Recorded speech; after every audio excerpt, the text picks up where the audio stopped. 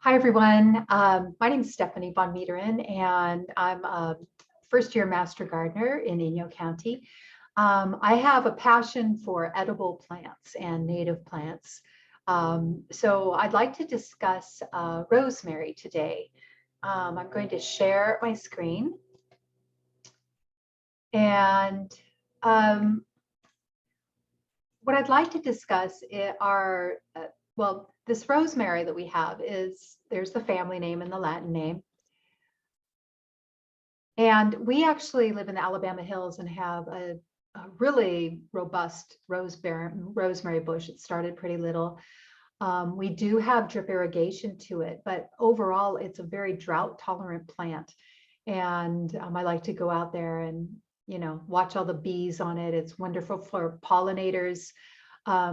It gets a lot of sun, so it's good with the sun.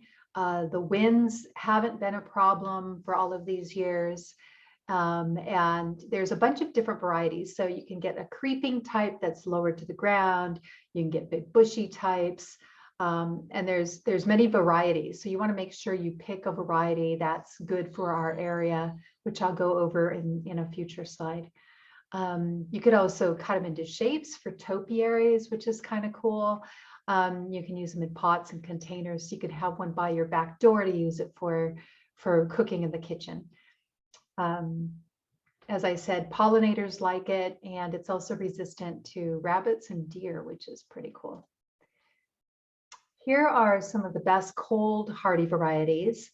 I believe we have, I think it's an ARP.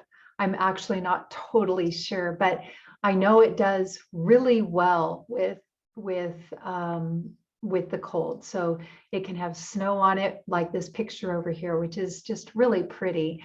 And it has never frozen. Like, we've never had dieback from it at all. So the Alcald is a nice variety. All of these are different varieties that are supposed to be good with the cold, and they have varying shapes and sizes. So the ARP is like the most cold tolerant, down to -10. So I'm guessing you want to count the wind chill into that. And it's a very substantial bush. So there's a lot of different uses for the rosemary. You can use it in culinary with cooking, which is lovely to do, besides landscaping. And then you can use it for crafting also.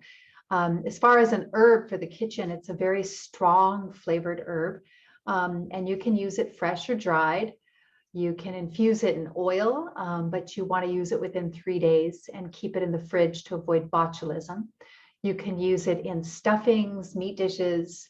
The wood stems, the stems are very woody. So basically, when I go out and use it in the kitchen, I clip a stem like they're showing in the picture, and then I just take my hands and I run it down the opposite direction as the leaves. So then you have a palm full of the fresh herbs, the leaves, because the stem is very hard. So you don't want to cook with that, but you can use it for kebabs.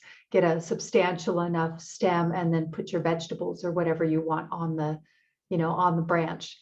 So then you've got the fresh leaves in your hand. I just rinse them off for dust or what have you, chop them up finely, and then put them in whatever you're making, whether it's stuffing or soups or whatever it is.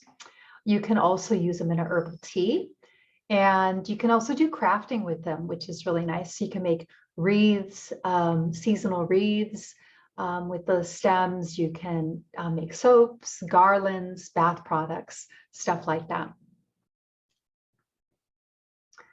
There's been a lot of interest in health for rosemary. So there are studies that are being conducted for cancer and stress reduction. And if you want to read about those studies, that is here. The nutritional value is here also. And traditionally, people have used rosemary all through time. They've found sprigs of rosemary in ancient Egyptian tombs, BCE 3000.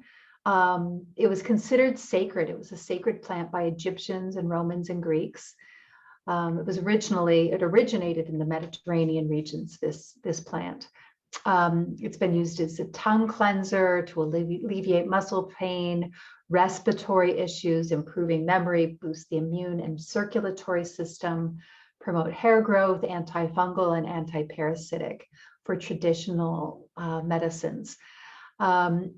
It's also interesting that, rosemary has symbology to it. So a lot of times rosemary would be thrown into a casket or into a grave site or by a tombstone, which resonates with the sprigs that have been found in Egyptian tombs, and it symbolizes remembrance. So that's kind of a beautiful thing to remember also. That's it for my presentation, and I hope you found that helpful and interesting. I'll be doing a series of different herbs that we can learn about and that grow well in our valley.